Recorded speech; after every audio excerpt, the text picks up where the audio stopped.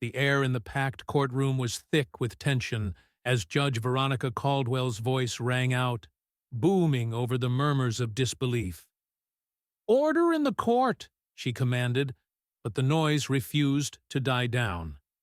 The audience, the opposing counsel, and even Judge Caldwell herself seemed stunned. It was almost impossible to believe. Standing on the defense side of the room, in the unfamiliar and oversized suit that felt like it could swallow her whole, was 25-year-old attorney Julia Morgan. In her trembling hand, she held the slip of paper with the verdict. Not guilty. The words seemed to blur in her vision, the enormity of it all hitting her only after the fact. She had done it. She had won. But how? Her client, Peter Walsh, an older man with a weathered face and shaky hands, was the first to react. Tears streamed down his face as he clutched Julia's hand. "You saved my life," he whispered hoarsely, his voice cracking. Julia barely heard him. Her heart pounded too loudly in her ears, and the courtroom seemed to close in on her. A stunned silence followed the judge's gavel strike, as Judge Caldwell's face twisted into a grimace of disbelief and fury. "This is outrageous," she spat, her gaze boring into Julia as if she herself had personally orchestrated the injustice. Julia didn't flinch. Instead, her eyes met Peter's, and for the briefest moment, she allowed herself to smile at his gratitude. She had done it. She had won a case that everyone, her colleagues, the opposing counsel, even the judge, had thought was unwinnable. But something felt off. Julia's euphoria was short-lived, as Judge Caldwell stood from her seat, her expression colder than ice. "Miss Morgan," she said, her tone sharp and dismissive, "this court had dismissed you the moment you walked in here. I dismissed you, and I'll do so again." Her voice was like a blade, cutting through the silence. "But this time, I suggest you walk out with your head held high, while you still can." The words hung in the air like a warning, and Julia's stomach sank. Twice. Twice the judge had dismissed her as if she were a mere inconvenience to be swept aside.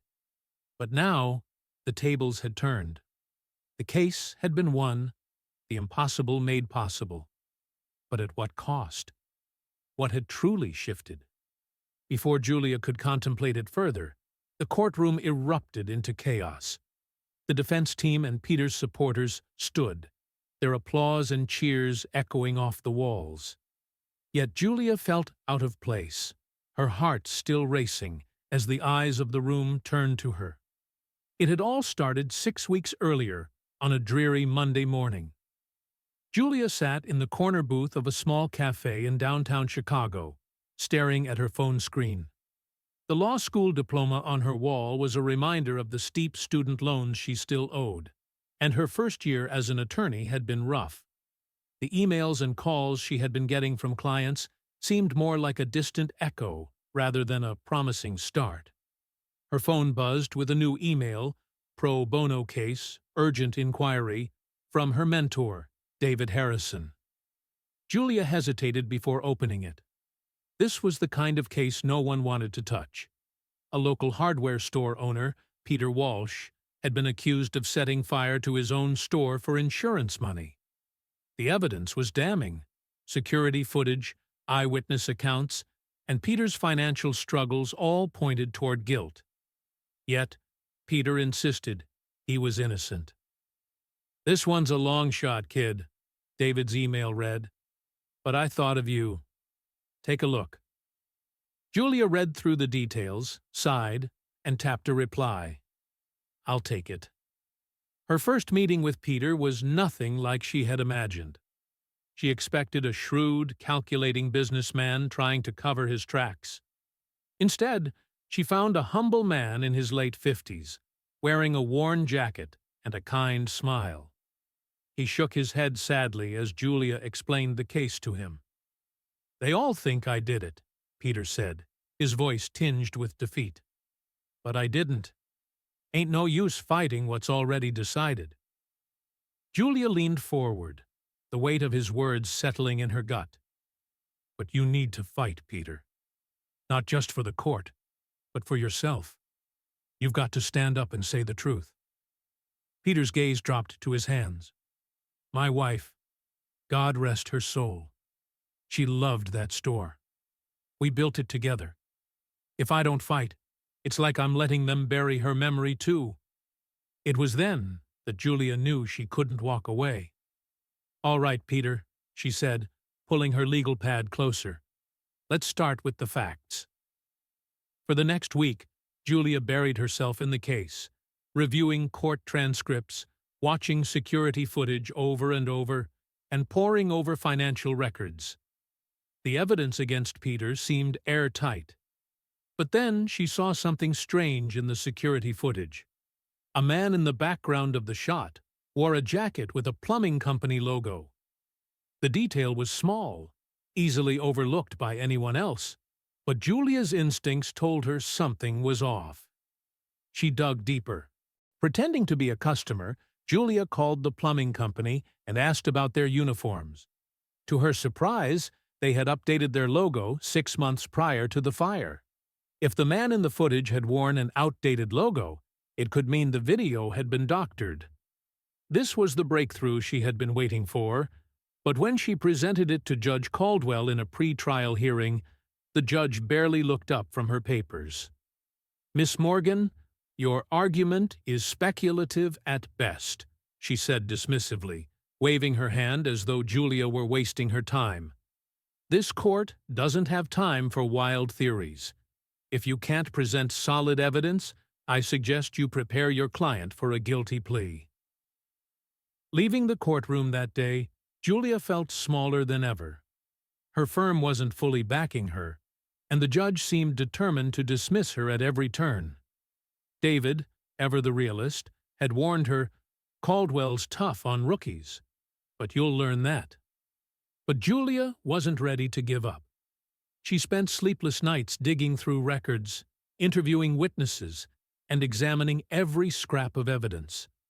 The lows of the case were wearing on her, witnesses backing out, leads going cold, and Peter growing increasingly despondent. But Julia didn't let it break her. Then, 3 days before the trial, an anonymous envelope arrived. Inside, there were grainy photographs of a man standing near Peter's store the night of the fire. It wasn't Peter. The man wore the same jacket seen in the security footage. Julia's pulse quickened. If she could find this man, maybe she could finally prove Peter's innocence. She wasted no time. Julia tracked the man down to a shelter on the south side of the city. His name was Calvin Hayes, a former employee of the plumbing company. When she showed him the photos, his face went pale. "I didn't start no fire," Calvin stammered, his voice shaking. "But I know who did." Julia's heart raced. This was it. The case had just turned. 6 weeks earlier, on a dreary Monday morning, Julia Morgan found herself sitting at a corner booth in a small cafe in downtown Chicago. The rain pattered softly against the window as she scrolled through her phone, staring at the email her mentor, David Harrison, had sent her. She hadn't expected much from the firm's pro bono cases, but David had a knack for seeing potential in the most unlikely situations. The email was simple, almost curt. Pro bono case. Urgent inquiry. Take a look. David. Julia clicked open the attachment and read through the brief details of the case. It was about Peter Walsh, a small-time hardware store owner who had been accused of arson, setting fire to his own store in a bid to collect insurance money. The evidence was overwhelming. Security footage, eyewitness testimonies, and a trail of financial struggles that pointed squarely at Peter. Yet, Peter had insisted he was innocent from the beginning. The case didn't seem like the big break Julia had hoped for after graduating from law school. In fact, it felt more like a punch in the gut. The evidence was stacked against Peter, and with her limited experience, the odds of winning seemed slim. But something about it tugged at her. Maybe this was the kind of challenge she needed, something to prove she wasn't just another rookie getting by on luck. She responded quickly, tapping out the words, "I'll take it." David's reply came almost immediately. "It's a long shot, kid, but I thought of you. Don't disappoint me." Julia chuckled at the familiar, half-joking tone in his message, but her stomach twisted with the weight of the case ahead. She felt a mix of apprehension and determination. This could make or break her career. The first meeting with Peter Walsh was nothing like Julia had expected. She had imagined a man slick with charm, ready to weasel his way out of his crimes. Instead, she found an older man, weathered, nervous, and defeated, sitting across from her in a small, cluttered office. Peter's thick accent told her that he wasn't from the city, but he had lived in Chicago long enough to call it home. He shook his head slowly as Julia outlined the case against him. "They all think I did it," Peter said, his voice full of resignation, "and I don't blame them. Hell, I'd think the same thing if I were on the outside looking in." Julia's brow furrowed.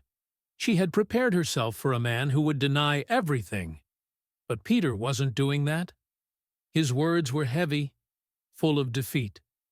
But his eyes.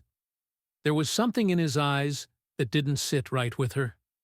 She could sense the pain there, a deeper wound than the accusations of arson. Peter was telling the truth. But why?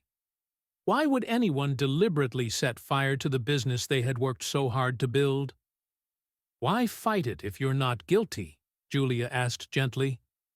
Peter didn't meet her eyes. Instead, he stared down at his hands. "My wife, God rest her soul. She loved that store. It was ours. She and I, we built it together, brick by brick. If I just roll over and let them ruin her memory, it's like I'm letting her down all over again." Julia's heart ached. She had expected a man who would hide behind lies, but here was someone who was fighting for a cause far deeper than himself. This was no longer about winning or losing in court. It was about something far more personal, and Julia couldn't back down now.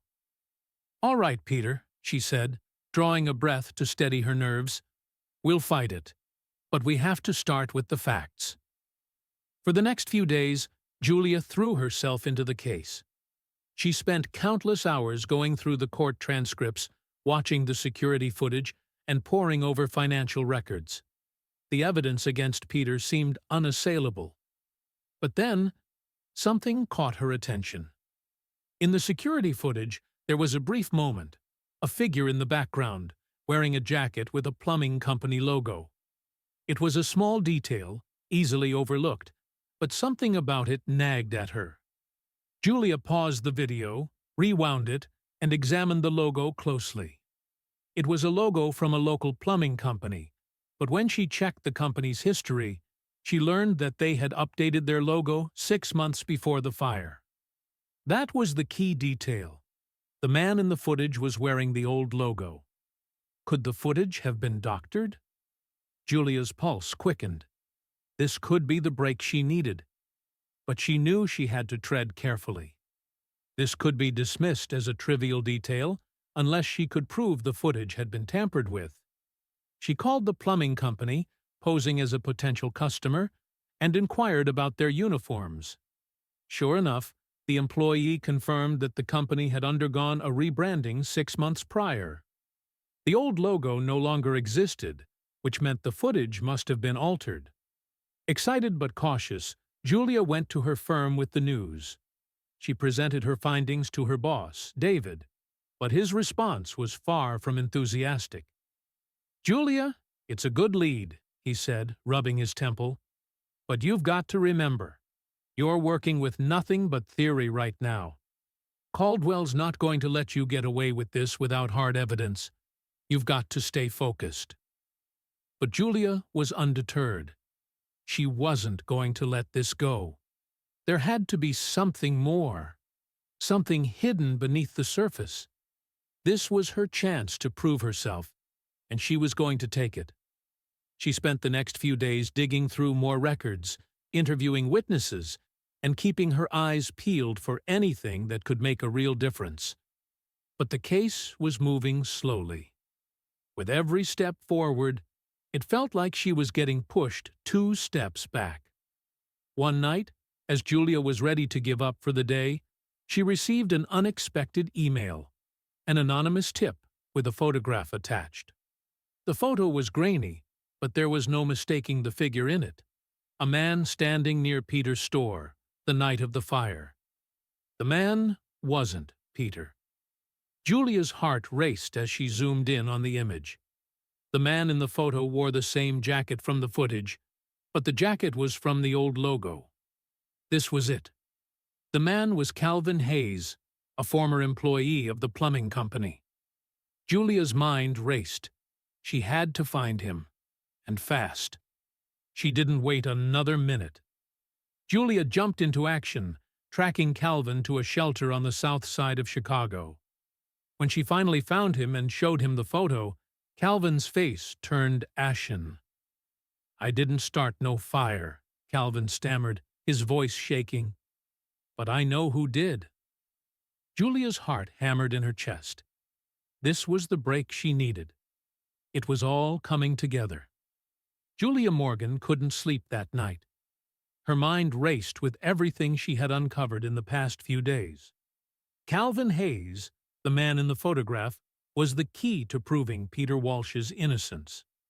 Julia had spent the past week poring over every piece of evidence she could find, but Calvin's confession felt like the last puzzle piece falling into place.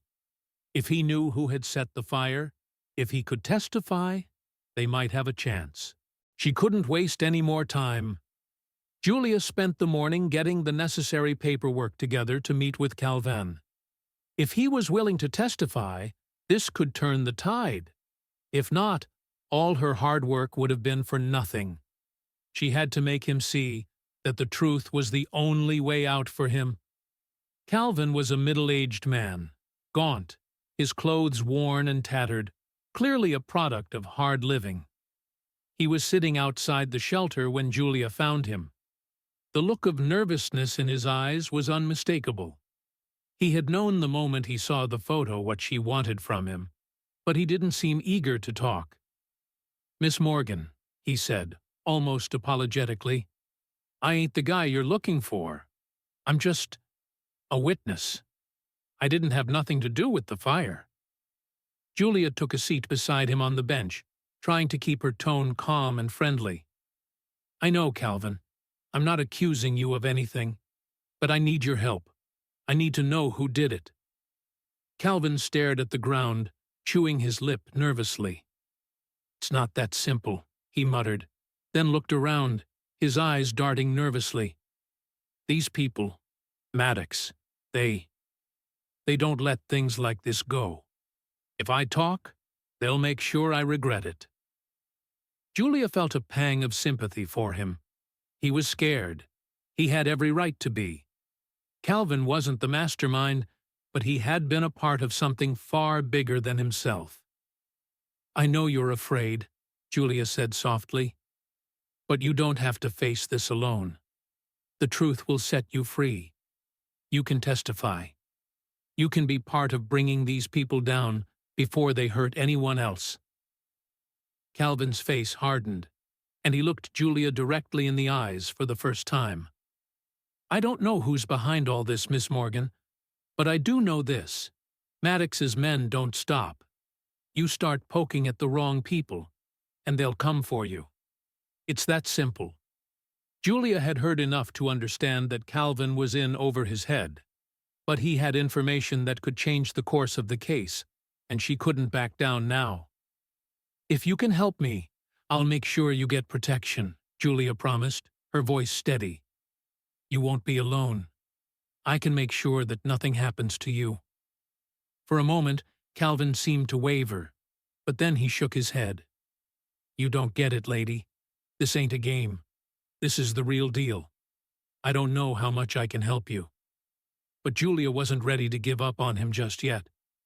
"What do you know about the fire?" she pressed. "Just tell me what happened that night. Who was there? Calvin took a deep breath, looking off into the distance. I worked for the plumbing company at the time. They told me to keep my mouth shut, just like the others. I didn't know what they were planning, but I know who did it. I know the man who set the fire. Julia felt a flicker of hope rise in her chest. This was it. This could be the break she had been waiting for. Who? She asked, leaning forward, her voice urgent. Who set the fire, Calvin? But before he could respond, there was a loud noise from the street, someone yelling. Calvin jumped up, his eyes wide with panic. They're looking for me, he said, his voice frantic. I gotta go. Without another word, Calvin turned and rushed into the shelter, leaving Julia behind, her mind spinning. What had just happened? She stood there for a moment, uncertain. Had Calvin really been willing to testify? Or was he just another person caught in Maddox's web of fear and corruption? She didn't know, but she had to find out. There was no time to waste. As she walked away from the shelter, her phone buzzed in her pocket. It was an email from her mentor, David. I've spoken to some people. You're getting close. Be careful. Caldwell's watching you. Julia paused, her heart skipping a beat. Caldwell. The judge who had dismissed her not once, but twice. Julia had suspected there was more to her hostility than just professional disdain. But now, it was clear. Caldwell was connected to this case in ways Julia hadn't yet uncovered. The moment she stepped into the office, she knew something was wrong. The atmosphere was different. Tension was thick in the air, and as soon as she sat down at her desk, her phone buzzed again. This time, it was a text from an unknown number. You're playing a dangerous game, Julia. Quit while you can. Her stomach twisted as she read the words. They were more than just a threat. They were a warning. She couldn't back down now. Not when she was so close to the truth. She took a deep breath and tried to focus. There was work to be done. She would need to dig deeper, gather more information, and somehow find a way to protect Calvin and herself from the men who were trying to silence them. The next few days felt like a blur. Julia's every step seemed to take her deeper into the heart of a web she wasn't sure she could untangle. The moment she received Calvin's unsettling warning about Maddox's people, the stakes of the case became so much higher. Not only was her client's life on the line, but now, so was hers. As if the overwhelming weight of the case hadn't been enough, the very people she was working to expose were watching her every move. She had barely slept, spending her nights combing through Peter Walsh's case files, trying to find the missing piece that would connect everything together. The next morning, Julia showed up at the office early, hoping to catch a break. She needed to find something, anything, that would make the case airtight. But instead, all she found was another layer of complications. David was already there when she arrived, sipping his coffee and flipping through papers. "Morning, kid," he greeted her with a tired smile, though his eyes were serious. "You look like you didn't sleep." "I didn't," Julia replied. "I can't stop thinking about Calvin and Caldwell. I think I'm onto something with her, but I need more time to dig." David paused, setting his coffee down. "Don't take this the wrong way, but you're getting in way over your head. I know you want to do right by your client, but this case is bigger than just Peter. It's messy. You need to be careful who you trust right now." Julia didn't respond right away. She knew David was just looking out for her, but she couldn't back down now. She had come too far. "Have you looked into Caldwell's connections?" Julia finally asked, her voice low. "There's something off about her. I can feel it." David sighed, rubbing his temples. "Caldwell's a tough one. Clean on paper, but she's been around long enough that people have noticed some questionable rulings. If you're going after her, you're playing with fire. I can't protect you from that." Julia shook her head. "I don't need protection. I need answers." Her determination surprised even herself. There was something personal about this fight now, not just for justice, but for the truth. For the people who had been hurt by the system, manipulated by the very people they were supposed to trust. Later that afternoon, Julia decided to go back to the courthouse. She needed to gather more records about Judge Caldwell's past rulings and the cases that had somehow ended in favor of the wrong people. She needed to see if there were patterns she could connect to the Maddox operation. She spent hours digging through court records, her eyes burning from staring at the screen for so long. But then she found it, something that made her pulse quicken. In one of Caldwell's previous rulings, she had approved a zoning change for a property that had later been bought by a shell company owned by Gerald Maddox. It wasn't the first time Maddox had used backdoor channels to secure land, but this was the first time Julia had found a direct link between him and Caldwell. Her heart raced as she scribbled notes on her legal pad. This was the breakthrough she'd been waiting for. She was starting to connect the dots between the fire at Peter's store, the fraudulent insurance claims, and Maddox's land acquisitions. But she knew she couldn't stop there. There had to be more evidence to tie them all together. Just as Julia was about to pack up for the night, her phone buzzed. She glanced at the screen. It was a text from an unknown number. "You've gone too far. Don't think you can outrun this." Julia's blood ran cold. The same feeling of being watched that she had felt earlier in the week had returned, stronger than ever. Whoever was sending these messages knew what she was doing, and they were trying to intimidate her into backing off. But Julia refused to let fear control her. She had come this far. The next morning, Julia went to visit Peter again. He had been quiet since she last saw him, retreating into his own world of uncertainty and fear. But Julia needed his support. She needed to make sure that he was still willing to stand by her as they prepared for the trial. When she arrived at Peter's small home, she knocked softly on the door. It creaked open, and Peter stood there, looking even more tired than before. His face was drawn, his eyes dark circles of worry. "Julia," he said quietly, stepping aside to let her in.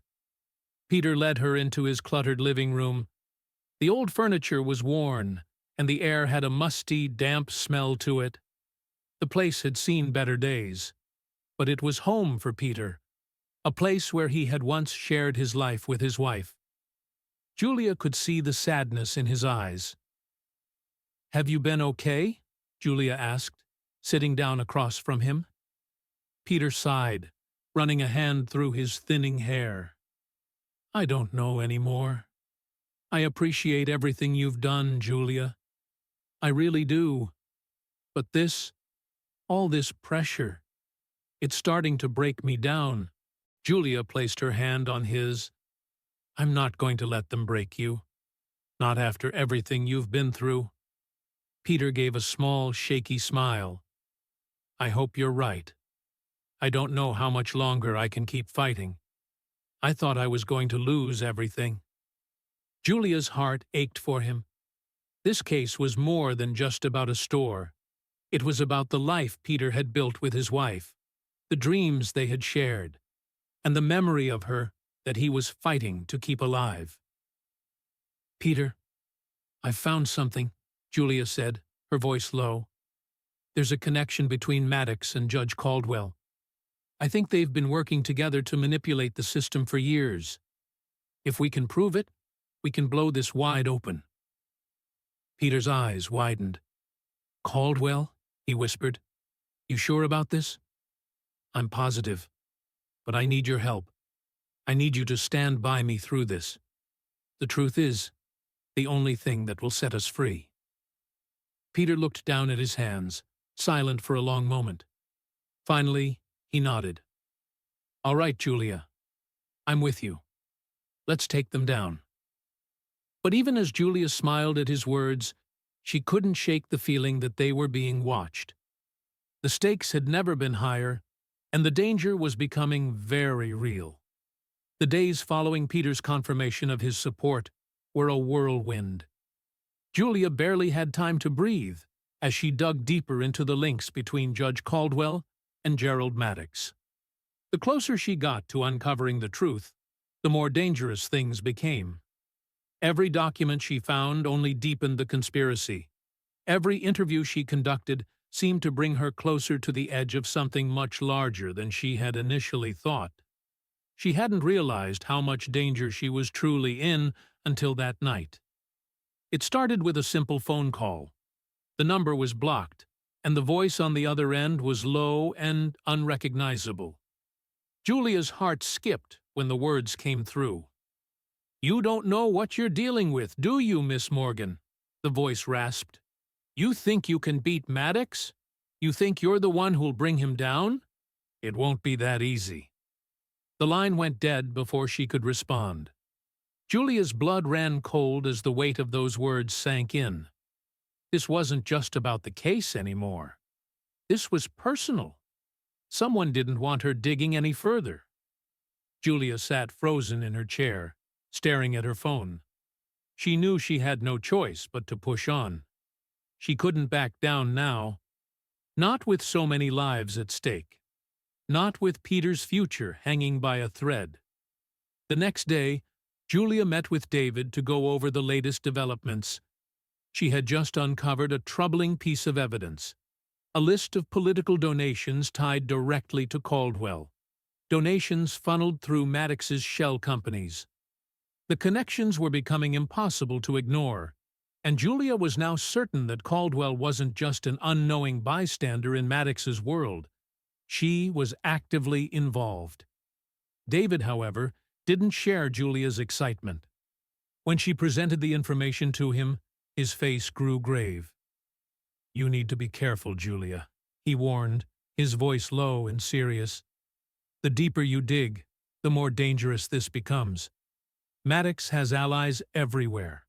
In the police, in the courts, and now we're talking about powerful political figures. This could spiral out of control in a way you don't want to imagine." Julia shook her head, refusing to back down. "I've come this far, David. I can't stop now. I know what I'm doing." David hesitated for a moment, his brow furrowing with concern. "I don't doubt your skills, Julia, but this is bigger than just one case. Maddox isn't some local thug. He's connected. And Caldwell? If you're right, she's dangerous. People like them don't just give up because you find a few records." Julia's pulse quickened at his words. He was right. Maddox and Caldwell were dangerous, and they wouldn't let this go without a fight. But Julia wasn't about to back down. She had already seen the way Peter's life had been destroyed by people like them, and she couldn't let them keep getting away with it. "I don't have a choice," Julia said, her voice steely. "I won't stop until I expose them." David nodded slowly. "All right, but promise me one thing. Be careful. If things go sideways, don't try to handle it alone. You're not invincible." Julia gave him a tight smile. "I won't be reckless." As she left David's office, Julia felt a sense of resolve wash over her. She had come this far, and there was no turning back now. The case was building to something big, and she was at the heart of it. The truth was within reach. She could feel it. Later that evening, as Julia walked to her car, she felt the unsettling sensation of being watched. Her steps quickened, her heart pounding in her chest. She glanced over her shoulder, but no one was there. She told herself it was just the stress of the case, but the feeling wouldn't go away. Something was wrong. As she reached her car, she noticed a black SUV parked across the street. She couldn't make out the faces of the people inside, but they were watching her. and Julia knew that they had been following her. Her gut twisted with dread. She tried to ignore the creeping panic in her chest as she drove home, but the feeling didn't subside. By the time she reached her apartment, her nerves were on edge, and the weight of the case seemed to settle on her shoulders. She did a quick check to make sure the door was locked and made her way inside. But the feeling of being watched didn't leave. She didn't want to admit it to herself, but it was getting harder to ignore the growing sense of paranoia. Her phone buzzed. A new text message appeared, but this one wasn't from an unknown number. It was from her mentor, David. "We need to meet tomorrow. I have something for you. Don't trust anyone." Julia's heart skipped a beat. Her phone buzzed again almost immediately. This time, it was an anonymous number. "You've gone too far, Miss Morgan. Drop it now, or there will be consequences." Julia's hands shook as she read the text. The pressure was building, and she could feel the walls closing in. They weren't just threatening her career anymore. They were threatening her life. She took a deep breath, trying to calm herself. She knew she couldn't back down. Not now. But the danger was real, and it was getting closer. The next morning, Julia met David at a quiet cafe. He handed her a small envelope as soon as she sat down, his expression grim. "Open it," he urged quietly. Julia took the envelope and slid it open. Inside was a printed list of names, dates, and locations. Nothing that made sense at first glance. Then her eyes stopped on one name. Julia's stomach dropped as she scanned the rest of the list. It wasn't just Calvin's name that caught her attention. It was the people listed next to his. These were powerful names, political figures, judges, law enforcement officers. The very people who could protect her were now the ones she feared. David sighed, rubbing the back of his neck. "It's a list of people connected to Maddox's operation, Julia. People who have been compromised. And now they're after you. Maddox has eyes everywhere. And now, so does Caldwell. They're not going to let you get away with this." Julia's mind raced. How had they found out about Calvin's involvement so quickly? And more importantly, why was he on the list? Was he still working with them? The truth had become even murkier, and she could no longer trust anyone, not even the people she thought were on her side. "David," she whispered, "we're running out of time." Julia spent the next few days in a haze. The threats had escalated, and the feeling of being watched followed her wherever she went. Every phone call, every text message, every step she took seemed like it was being tracked by someone who didn't want the truth to come out. But no matter how intense the pressure became, Julia couldn't stop. She couldn't walk away from the case now. Not when she was so close to exposing the truth. Not when so many lives had already been affected by the corruption she was uncovering. The more she uncovered, the darker the picture became. The connections between Judge Caldwell and Gerald Maddox were far more extensive than Julia had anticipated. There were court rulings that had mysteriously favored Maddox's companies, zoning laws that had been altered for his benefit, and now the shocking revelation that Caldwell had been funneling money into political campaigns. His campaigns. Julia felt her chest tighten as she thought about everything that had happened.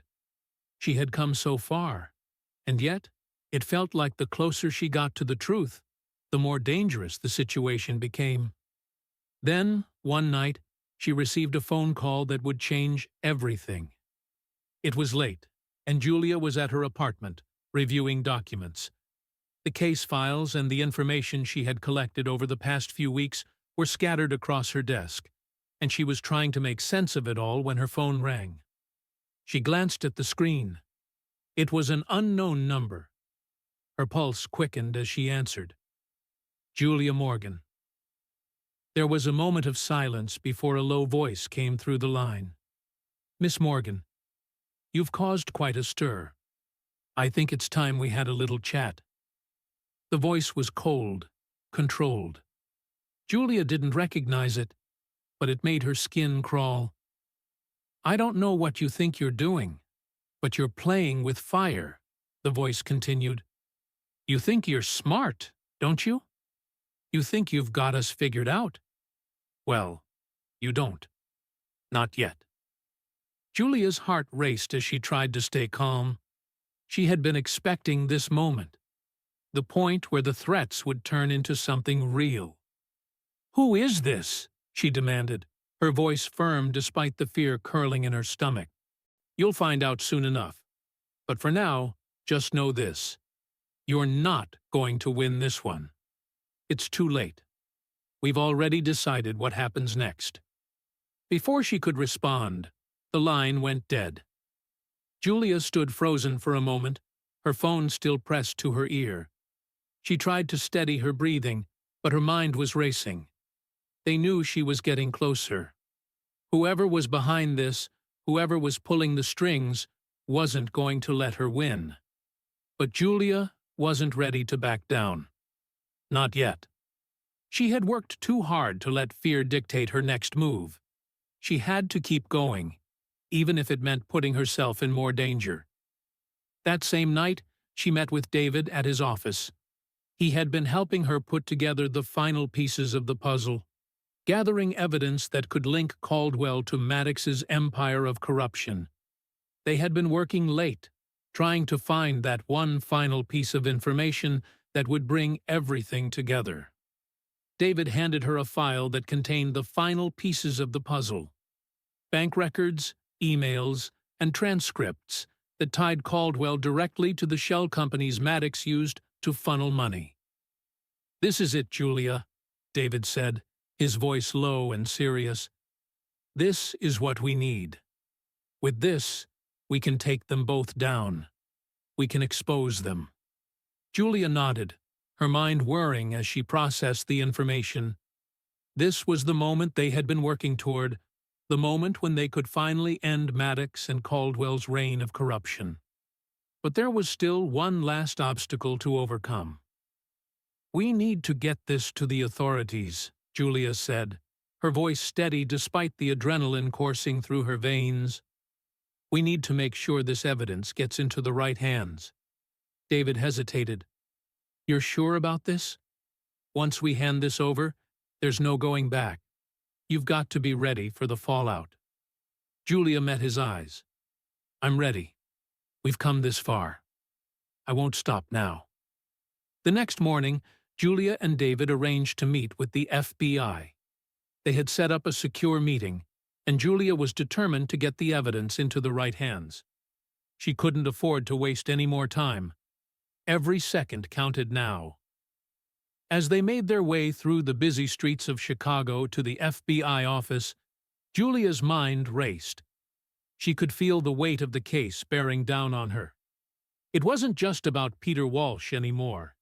It wasn't even just about Judge Caldwell or Gerald Maddox. It was about something bigger, about exposing a system that had been broken for too long. When they arrived at the FBI office, Julia was ushered into a conference room.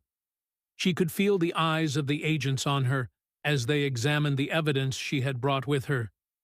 She placed the file on the table in front of them and watched as they reviewed the documents. "This is huge," one of the agents said after a moment, his voice filled with disbelief. "You've got everything we need to bring them down. This is more than we expected." Julia nodded, but a knot formed in her stomach. She knew this wasn't going to be easy. Even with the evidence in hand, bringing down people like Maddox and Caldwell wasn't going to be a straightforward process. They had too much power, too many connections. The road ahead was going to be dangerous. Just as Julia was about to leave the meeting, she felt a chill run down her spine. There, in the doorway, stood a man she hadn't expected to see. It was Calvin Hayes. His face was drawn, his eyes wide with fear. He looked like he had seen something that made him want to run. Julia's heart skipped a beat. What was he doing here? I had to come," Calvin said, his voice trembling. "I'm sorry. I couldn't stay away. I know what they're planning. They're going to come for you, Julia.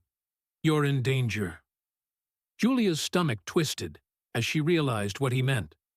Calvin had been involved in more than just the arson case. He had information that could expose everything. And now, he was afraid for his life. "Calvin, we're almost there," Julia said, her voice low. "We've got the evidence. We just need to give it to the right people." But before Calvin could respond, the door to the conference room slammed open. A group of men in suits stormed inside, their expressions cold and determined. Julia's heart stopped. The agents jumped to their feet, but the men in suits were too quick. They grabbed Calvin, pulling him away from Julia before she could react. "Where do you think you're going?" one of the men sneered. Julia's blood ran cold. She knew in that moment that everything she had worked for was about to come crashing down. The fight was far from over. The events that followed the FBI meeting happened too fast for Julia to process. One moment, she had handed over the evidence she had worked so hard to gather, and the next, Calvin Hayes was being dragged out of the room by men in suits. The agents had moved quickly, but these men were faster, more decisive. Julia's instincts screamed at her to act, but she was paralyzed for a split second by the sheer force of the situation. Calvin's face was a mask of fear as the men yanked him toward the door. His eyes met Julia's just before they hauled him out, and in that brief moment he spoke one word that chilled her to the bone. "Run!" The agents scrambled to get to their feet, but the suited men already had Calvin in their grip. Julia's heart thudded in her chest, her feet frozen in place. She couldn't breathe. The world seemed to slow as she watched Calvin disappear down the hallway, his body being roughly pushed into the back of a waiting car outside. "No, stop!" Julia cried, but the words were lost in the rush of commotion. She sprinted toward the door, trying to push past the agents, but the room erupted in chaos. The FBI agents were shouting, trying to restore order, but the suited men didn't hesitate. They had done this before. One agent turned to Julia, his face filled with frustration. "You're in danger," he said, his voice tense. "We need to get you out of here. Now." Julia's chest constricted, but she barely heard the agent as she tried to process what had just happened. They had taken Calvin. He was the key to everything, and now they had him. And the worst part? The men in suits had known exactly where to find him. "Where's Calvin?" Julia demanded, her voice shaking. "They took him," the agent responded, his voice flat. "We'll find him, but right now we need to get you to safety." Julia felt the walls closing in. She had no choice. If she stayed, she knew Maddox's men would come for her next. But if she left, she risked losing the case she had fought so hard to build, the case that had the power to bring down a system of corruption that had ruled unchecked for too long. "I'm not going anywhere without that evidence," Julia said, her voice firm. The agent's eyes widened in disbelief. "Miss Morgan, you don't understand. This is bigger than just you. This is bigger than the case. Your life's on the line right now." Julia's resolve hardened. "Then we make sure it's not for nothing. We don't stop now." By the time they got to the safe house, Julia's head was spinning. The agent, who had introduced himself as Officer Jack Porter, had been trying to reassure her, but she couldn't shake the nagging feeling in her gut. The men in suits knew what she had discovered, and they weren't going to stop until it was buried. The safe house wasn't much. A modest, nondescript apartment on the outskirts of Chicago. It was far from her own place, but Julia couldn't remember the last time she felt truly safe. As they stepped inside, Porter immediately set to work calling in backup and assessing the situation. Julia paced the small apartment, her mind spinning in 1,000 directions. Calvin was still out there, somewhere, held captive by the very people she was trying to expose. She had to act fast. "I need to get to the courthouse," Julia said suddenly. Porter's head snapped up. "You're out of your mind. They'll be looking for you. This whole thing has escalated. You can't go back to the courthouse. It's not safe." "I don't care," Julia shot back, her voice sharp with determination. "I need to finish what I started. I've got everything I need to bring them down. I just need to make sure it's safe. I need to make sure that the files are backed up before they're destroyed or lost. If I don't, we won't get another chance." Porter exhaled, his expression tight. He knew she wasn't going to back down. "All right," he said finally. "I'll take you. But you need to stay low. And once we get in, we're not wasting any time." Julia and Porter made their way toward the courthouse in silence. Julia's mind raced with the events that had unfolded. She couldn't shake the image of Calvin's terrified face as he was dragged away. He had risked everything to help her, and now he was in the hands of Maddox's people. They wouldn't hesitate to use him as leverage, and Julia knew that if they did, it would be game over. As they arrived at the courthouse, Julia's stomach churned. She could feel the weight of what was about to happen. The stakes were higher than ever, and she was standing on the edge of something much bigger than herself. They entered through a side door, avoiding the public entrances. Porter was on high alert, his hand resting on the grip of his gun as they moved through the halls, heading straight for the evidence room. Julia felt every moment stretch on forever. Every shadow felt like it was hiding something, and every creak of the floorboards was a signal that someone was watching. But they reached the file storage without incident. "Here," Julia said, pulling the folder from the shelf. "This is everything. The files on Maddox's connections, Caldwell's rulings, the shell company records, all of it. It's all here." Porter glanced at her, his face tight with concern. "Are you sure about this? Once we go public with this, there's no going back." "I'm sure," Julia said, meeting his gaze. "We have to finish this. We can't let them win." Just as Julia finished speaking, the door to the room swung open. Both she and Porter froze. Standing in the doorway was a man in a black suit, the same one who had been following Julia for the past few days. Behind him, 2 more men in suits emerged, their eyes cold and calculating. "I think you've overstayed your welcome," the man in black said, his voice smooth but filled with menace. Julia's heart pounded. The men had found her. They had tracked her to the courthouse, and now she was cornered. There was no more room to run. Porter stepped in front of her, hand on his gun. "You're not getting away with this," he said, his voice steady, but Julia could hear the edge of uncertainty beneath it. The man in black smiled, unfazed. "I'm afraid you don't have a choice in the matter." Julia's thoughts raced. She had one shot at this. She couldn't let it slip away. Without warning, she grabbed the folder and bolted toward the side exit. She could hear the men shouting behind her, but she didn't stop. Her feet pounded against the floor as she raced through the hallways. Porter was behind her, covering her every step. She burst through the doors and into the parking lot, the cold air rushing in her face. They were almost free when the men in black emerged, blocking their path. "This is over, Julia," the man in black said, stepping forward. "You've made a mistake." Julia looked down at the folder in her hands. This was it. The final battle. She had to finish it. No matter what. The cold air cut through Julia's skin as she stood frozen in front of the men in suits. The realization hit her all at once. This was it.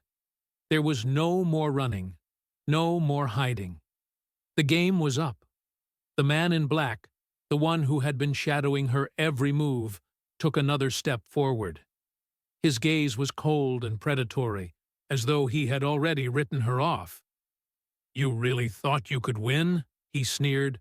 "You've dug too deep, Miss Morgan, and now it's time to bury it." Julia's pulse pounded in her ears, but she couldn't afford to hesitate. Not now. Behind her, she could hear the unmistakable sound of tires screeching, followed by the rush of footsteps. David. Porter. They were coming. "Get out of here!" Julia snapped to Porter, pushing him back just enough to make him understand. "I've got this." "No, Julia," Porter began, his voice thick with worry. But she was already moving, backing away slowly, her eyes fixed on the men ahead. "Go. Get the evidence to the authorities. This doesn't end here." The man in black chuckled, but there was no amusement in it, just malice. "You really think you can stop this? You're already a liability, and liabilities like you don't make it out of this alive." Julia's breath hitched as she weighed her options. She had the evidence. She had everything that could bring them down. Maddox, Caldwell, all of them. But now, it felt like she was standing on the edge of a precipice, with no way back. Her heart raced as the men stepped closer, their eyes never leaving her. She reached into her coat pocket, fingers brushing against the small recording device that had been with her since the night she had infiltrated the fundraiser at the Blackstone Hotel. If she could just get the evidence to the right people, maybe this nightmare would be over. But she had no illusions that they would let her walk away. "Take the evidence," she muttered, more to herself than to anyone else, her voice hard. "Take it and run." Just as the men began to close in, she heard the screech of tires again, closer this time. David's car skidded into the parking lot, and the doors slammed open. For the first time in weeks, Julia allowed herself to feel a glimmer of hope. She didn't have to face this alone. David rushed toward her, his face tense, eyes scanning the scene. "Julia, we need to get out of here now," he shouted. The suited men faltered, momentarily distracted. Julia seized the opportunity. Without thinking, she shoved the folder into David's hands. "Go, now!" she urged him, her voice raw. David didn't hesitate. He turned and ran toward the car, but not before giving Julia a look of deep concern. "Julia!" he yelled, but she was already moving in the opposite direction. She needed a distraction, something to buy them time. The man in black scowled, his eyes narrowing. "You think you can stop us? You can't hide forever, Morgan." Julia turned to face them, her mind working furiously. She had one shot at this. Her eyes locked onto the file David was carrying, the evidence that could bring them down. If she didn't act fast, they would lose it, and with it, the only chance of ending this. With a sudden move, Julia ran toward a nearby fire escape. It wasn't the perfect plan, but it was the only one she had. She heard the footsteps behind her, but she didn't look back. She couldn't afford to. The fire escape creaked as she climbed, her fingers numbing with every step. She had to get to the roof. From there, she could find a way to call for backup. Something, anything to get them out of this. But as she reached the top, the sound of footsteps echoed behind her. The man in black had followed her. She could hear him breathing heavily as he climbed up the ladder. "Running now, Julia? You should have stayed down below." Julia took a deep breath, scanning the rooftop for any escape. There had to be a way out. "Not today," she said, her voice steady. She turned to face him, her heart pounding. She knew this could be it. But she wasn't afraid. The man in black reached the top and moved toward her, his eyes filled with menace. But Julia wasn't going to let him close the distance. Just as he lunged, she ducked to the side, knocking a metal pipe loose from the rooftop. It clattered to the ground, and she used the momentum to shove him back, For a moment, he stumbled. Julia seized the chance to dash for the edge of the roof, glancing over her shoulder to see the man scrambling to regain his balance. "Get the evidence out of here, David!" she yelled one last time. But as she turned to make her escape, the sound of another car screeching to a halt filled her ears. This time, it wasn't just one car, it was several. A flash of panic coursed through her body, but then she saw the familiar shape of a van pulling into the lot. The FBI, David, had made it. He had managed to call for backup. Julia's heart lifted in that moment, realizing they weren't alone in this anymore. "Julia!" she heard David call, his voice filled with relief. "Over here!" she shouted back, her voice hoarse. She turned to face the man in black one last time. But before he could make another move, the FBI agents stormed the rooftop, their guns drawn. The man in black took a step back, his expression turning to one of disbelief. "You think this is over?" Julia didn't respond. She didn't need to. As the agents surrounded him, Julia felt a weight lift off her shoulders. This wasn't the end. It was the beginning of something much bigger. And for the first time in weeks, she allowed herself to believe that justice might actually be within reach. The following weeks were a blur of interviews, investigations, and trials. But eventually, the truth came out. The web of corruption that had been spun by Gerald Maddox, Judge Caldwell, and countless other powerful figures was finally unraveled. The evidence Julia had risked everything to protect was finally brought to light, and it tore through the corruption like a wildfire. Maddox and Caldwell were arrested. Their reign of manipulation and greed had come to an end. The legal system was forced to face the flaws and injustices that Julia had exposed, and while the road ahead was far from easy, it was the first step toward rebuilding what had been broken. As the dust settled, Julia stood in front of the courthouse, a small smile on her lips. She had done it, not just for Peter, but for everyone who had been silenced by the powerful. For the first time in a long time, Julia felt a sense of peace. "Thank you," Peter said quietly, as he joined her on the steps. "For everything." Julia smiled back at him. "You didn't give up on the truth. That was your strength." And as they watched the city bustle around them, Julia knew that the fight for justice would never truly end.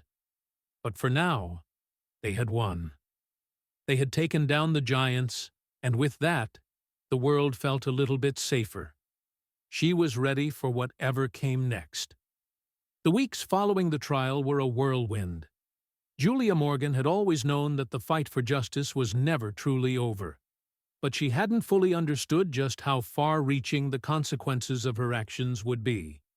The fall of Gerald Maddox and Judge Caldwell sent shockwaves through the legal and political systems, but it also triggered a new wave of scrutiny for others who had been involved in the vast network of corruption.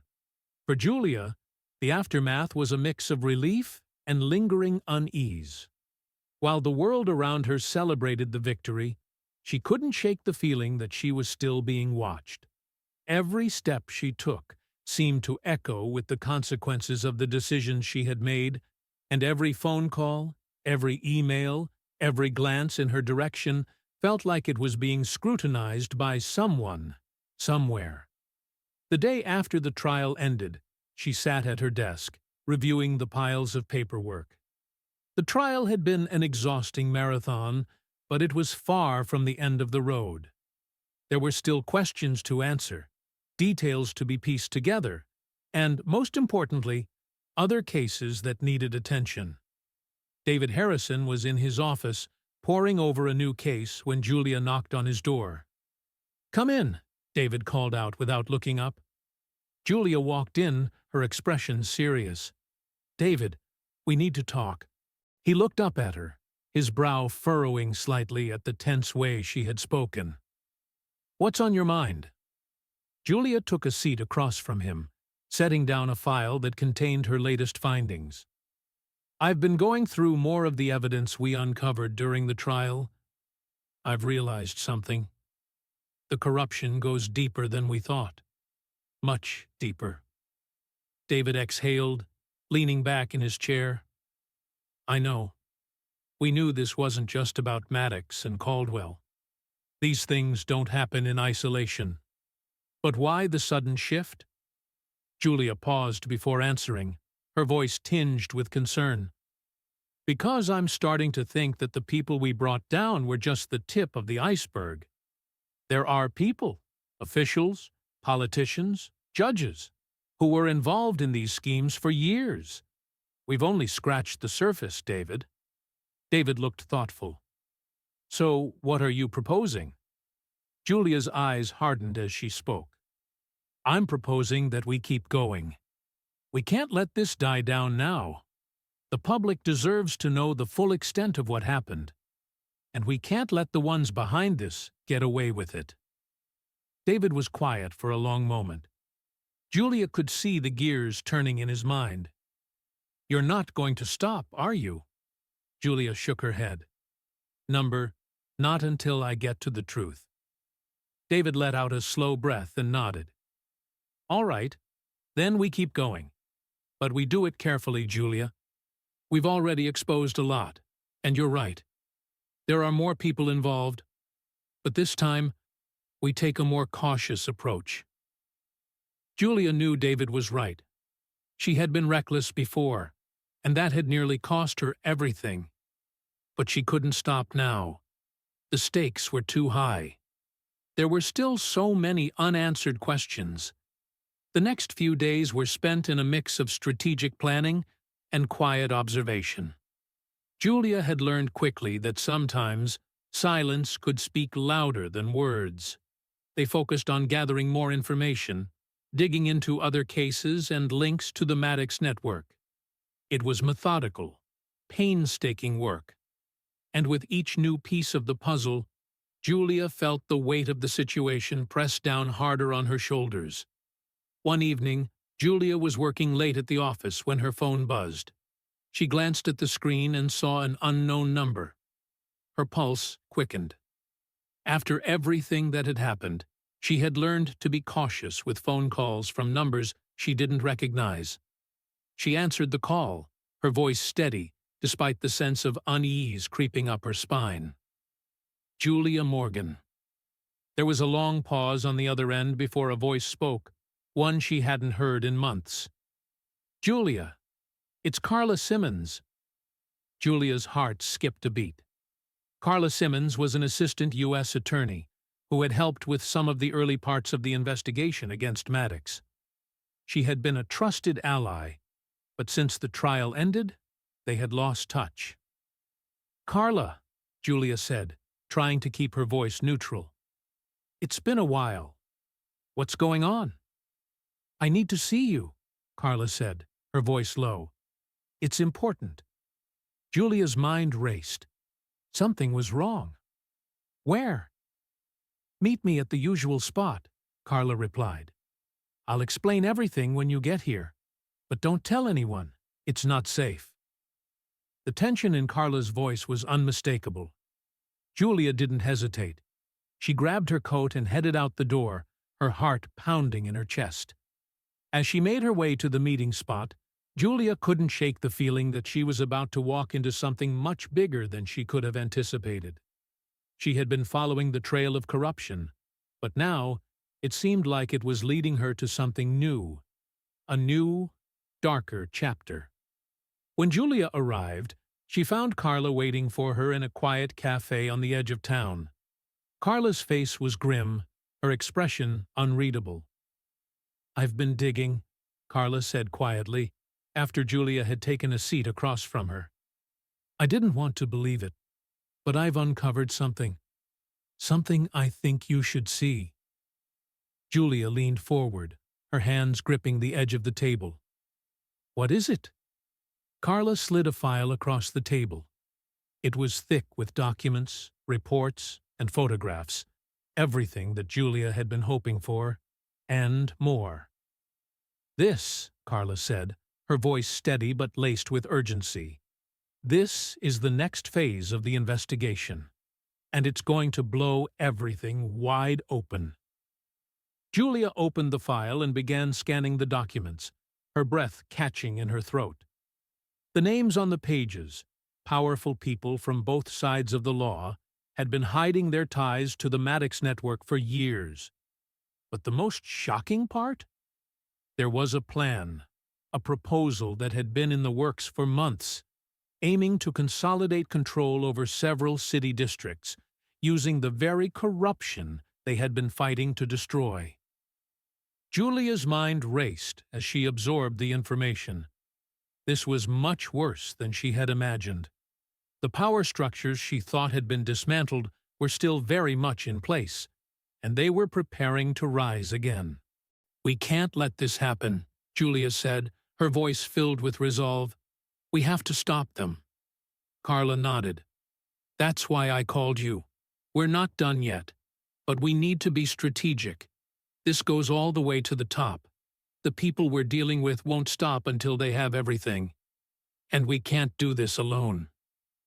Julia's heart raced, but her resolve was clearer than ever. "Then let's make sure they don't win." The battle was far from over. Julia had always known that exposing the corruption was just one step in a long journey. But now it was clear that the road ahead would be even more dangerous than the one behind her. The fight against power, greed, and manipulation had only just begun. But Julia wasn't afraid. Not anymore. She had already come so far, and she wasn't about to stop now. There were still people out there who needed justice, and she wasn't going to let the corrupt win. The real work, stopping them for good, had just begun. Julia stood in the quiet office, staring at the file in her hands. The documents Carla had given her contained not just names and schemes. It was the heart of the corruption that had been thriving beneath the surface for far too long. The plans to manipulate the city's political system, the connections to powerful figures, the control over zoning and real estate deals, everything had been laid out in detail. But this wasn't just a matter of exposing more criminals. It was a matter of stopping a power grab that could ruin the future of the city. She glanced at Carla, who was pacing back and forth. "How deep does this go?" Julia asked, her voice steady but full of determination. Carla stopped pacing and looked at her. "As deep as we've allowed it to go. These people are untouchable, Julia. Some of them, at least. But with this file, we have a shot. We can end this." Julia's mind raced. She could feel the weight of the case on her shoulders again. The immense responsibility of exposing the truth. This wasn't just about her or the people she had already helped. It was about preventing a massive conspiracy from taking over everything. "Who else knows about this?" Julia asked. Carla's eyes darkened. "Just a few trusted people on the inside. But the moment we bring this to light, things will escalate. And not in the way we want." Julia clenched her fists, her jaw tight. She had expected danger, but this was far more than she had anticipated. She glanced at the clock. There was no time to waste. The longer they waited, the closer the powerful men behind all this would get to finishing their plans. Julia knew that whatever happened next, she needed to act fast. "You're sure about this, right?" Carla asked, her voice quiet but filled with concern. "I don't have a choice," Julia replied, her voice resolute. "We have the evidence. Now we take it to the authorities, and we make sure they can't cover it up." Carla nodded. "I'll make the arrangements. But once this goes public, there's no turning back." Julia didn't hesitate. "Then, let's make sure it counts." Later that evening, the plan was set in motion. Julia and Carla met with a small group of trusted law enforcement officers who were already prepared to act. The group was tight-lipped and determined, knowing the risks involved. But Julia felt a strange sense of calm amidst the chaos. They were doing the right thing. They had to do it, for the people who had been silenced, for the families who had lost everything because of the greed and power of a few. As they moved through the steps to make the evidence public, Julia couldn't help but feel that this wasn't just the end of her fight. It was the beginning of something bigger. This case had exposed the cracks in the system, but it was the first of many that would need to be addressed if true change was ever to come. When they finally released the information, the reaction was instantaneous. The news outlets went into overdrive, and the public was outraged. The corruption had been exposed, but the real shock came when the authorities began making arrests. The scale of the operation was more massive than anyone had realized, and even some of the highest-ranking officials were implicated. Julia watched it all unfold from her apartment, the weight of the moment pressing down on her. It had been a long, hard road, but the truth had won. The corrupt system had been torn apart, and while the work wasn't over, it felt like they had taken the first real step toward a better future. The next few weeks were filled with both triumph and reflection. Julia's name became synonymous with justice in the eyes of the public, and she found herself facing interviews and speaking engagements that she hadn't anticipated. But amidst all the attention, Julia remained grounded. She knew the road ahead would still be difficult. There were still enemies out there, still people who would stop at nothing to keep their secrets safe. But for the first time in a long time, Julia felt a sense of peace. She had taken down the giants. She had fought for the truth, and it had cost her a great deal. But she had stood firm, and now there was a chance to rebuild.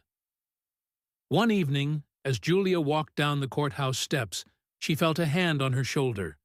She turned to find Peter Walsh standing behind her, a quiet smile on his face. "You did it, Julia," Peter said softly. "You gave me my life back." Julia smiled back, feeling a rush of warmth. "You gave me a reason to keep fighting, Peter. We all did this together." As they stood there, looking out over the city, Julia realized that her journey wasn't over. The fight for justice would never truly end, but she was ready for whatever came next. And this time, she wasn't alone.